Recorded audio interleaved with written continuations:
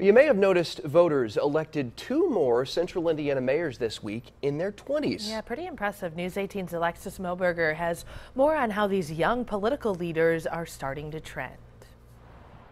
27-year-old Chris McBarnes from Frankfort, 25-year-old Shane Evans from Delphi, and 26-year-old Matt Gentry from Lebanon.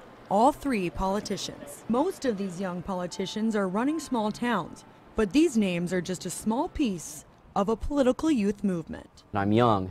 I have a ton to learn. I'm just a kid. So I surrounded myself with great people, and in Frankfort we have that balance between youth and enthusiasm and wisdom. People are ready for new ideas. I think, we see it in Washington, D.C., we see it.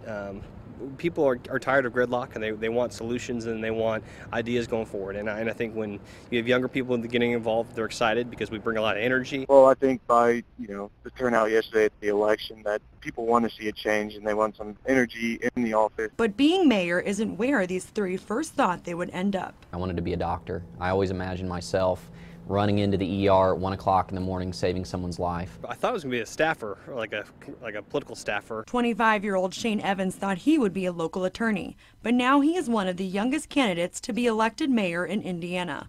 But he wasn't one of the first. I was still a senior at Butler University, taking my final exams, and at that time going through a primary process. McBarnes won 89% of the vote and says most of the community was in strong support of a young leader. People are looking at Frankfort and they're seeing what can be done with a new youthful, optimistic outlook on what a local community can bring to the table, and other communities are following suit. Gentry says McBarnes inspired him to run regardless of age. He says being young gives him a new perspective. You got to bring new ideas, new blood in, and as a younger person and a younger citizen, that's what we do. McBarnes, Gentry, and Evans, all millennials on the leading edge of a political trend.